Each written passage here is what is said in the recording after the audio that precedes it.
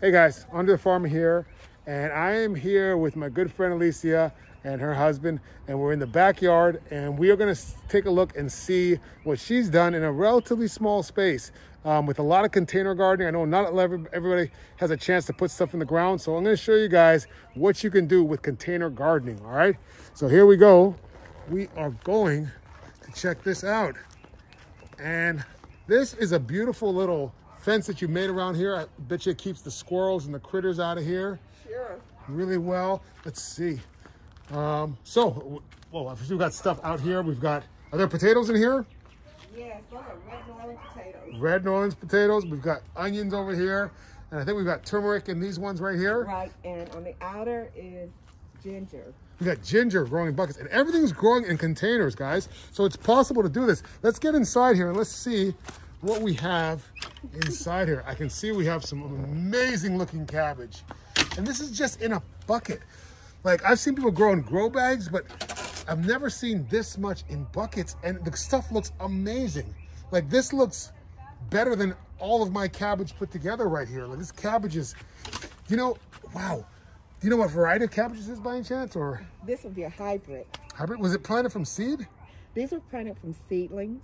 Wow. Okay. And then you have your Savoy, which is European cabbage. European cabbage. And what you can do is you can eat the inside as a like coleslaw. Okay, cool. And it takes about less time than a regular cabbage to cook. Okay. What about the leaves? Are the leaves edible too? Or? Yes, the whole plant is edible. And I tell a lot of people in a lot of countries that are with food insecurities, they eat everything. Yes. They don't throw away anything. I know, it's like fish. Right. Like, here people fillet it and throw the whole fish away, you know? No. And we should learn to eat as much possible as we can the plants that we are growing from. I agree 100%. And we've got peppers. Are these jalapenos or serranos? These are jalapenos. Oh. And look at there, we're already starting Beautiful. to get some right here. All three of them? Yes. Nice, nice. What do we have over here? What are these? Some kind of lettuce? That is mustard. Mustard greens. Yes. And right now we are at the end of the season for brassica. Okay. Because these are all of the brassica family. And we're at the end of the season. So you're going to see, they're not as perky as they would be. But their stuff looks amazing. It looks really, really good. What was this? Was this? These are collards. Collards? Oh, wow. And we've taken the liberty of propping them already. Cool. All right, let's see what we got on the other side. Right here are our shallots. Okay. These are also an onion family, shallot. Yep. And we have peppers right here, sweet peppers. Oh, yeah, Cuban now. I got just planted some seeds of that in my office. Oh, and what is this? Parsley? That is parsley. Wow, it's like a tree. Yes, it's quite old. That is some amazing parsley. I know a lot of people have trouble growing parsley. That's not an easy thing to keep successfully growing. Really? Well, it loves this container. It apparently does. It apparently does. Maybe a little altitude is all it really needs. And what it happened is that we've already cropped a lot of it. We've already harvested. So we're going to probably harvest a little bit more. We harvest to dry some and then to leave some for fresh. Okay. Beautiful, beautiful. And we've got these tomatoes that look amazing in a bucket. Look at this, guys. We're in a food grade bucket. So they're food grade, they're BPA free buckets. So they're, you know, there's nothing to worry about at all. I think we have, is that a pineapple flower I see over there? Yes, the pineapple flower. Oh my goodness. So right in front of you, let's look at it. Okay, let's go ahead. Right here in front of you. Got some broccoli. Broccoli. Got broccoli heads. Now we're gonna try to get them as large as we can. Wow, that broccoli is better than my broccoli. But the squirrels are like killing my broccoli. Look at these onions. These onions are spectacular. Man. We did a lot of harvesting on those as well. Those are some big onions. Is that just green onions or are they bulbing onions too? Bulbing. Bulbing, nice. Now to learn how to get them to bulb. Then we've got a little flower there on our pineapple. And this is from the pulp. The pulp? The pulp? This is the pulp.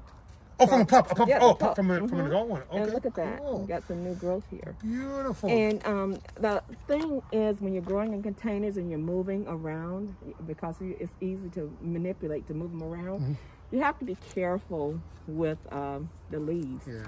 Pineapples are tough. Yeah, but what it is they're there to protect that fruit. from predators. Yeah. Well, that's beautiful. So guys, you can grow pineapples in containers. You can get them to fruit in containers. I know a lot of times I get that question. Those dragon fruits over there? Yes. And what we need to do is put it on a trellis and take it out of that container. Right. We do need to put it on a trellis. It can stay in the container, but it definitely needs a trellis. Is that a jackfruit there? Yes, it is. Okay, cool. That was given to my husband, and we decided to give it a try. Wonderful. They grow pretty fast out here. Let's see. We've got kale. Is this kale over here? We have two different kales.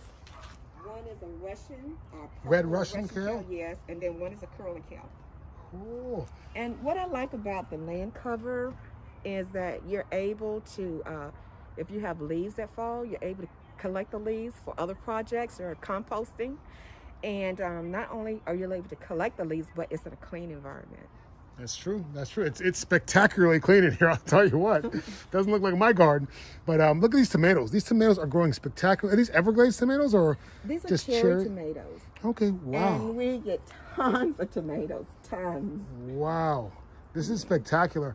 And you've got a lot of shade here. Wow. And that was a concern, but depending upon the time of the day, we do have a lot of sunlight here, but depending upon the time of the day and the position of the sun. Right. So we do really well, as you can see. Oh, they've got a cauliflower over here, it looks like, too.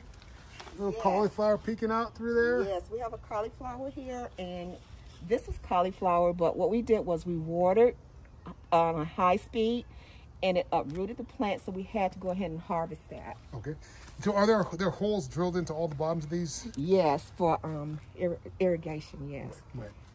But right here is a cauliflower. Beautiful. And we've taken the liberty of pulling the leaves up because cauliflower does a job of covering the head, but not a good job. So this is a technique called blanching. And so what you do... That's what I do with my celery. Blanch it there. And you try to be careful with the leaves because the leaves are edible as well. Wow, that is spectacular. Well, I'll tell you what, this is an amazing garden, and this shows you guys, you don't have to have acres and acres of land. You can grow in containers, you can grow in a smaller space, and you can produce a lot of food in a small space. So thank you so much for that tour. I really appreciate you. You're welcome. Now, there's somewhere where people can follow you and keep up with your activities online? Sure. Thank you for asking. I am Alicia, A-L-E-S-I-A, Richmond, R-I-C-H-M-O-N-D, 436. Come on down. All right. And I love you. All right. So I'm going to post that. I'll put the information in there for you so you can see and you can follow her. So that's it. If you guys enjoyed that, hit like, subscribe, follow for more videos coming up. All right.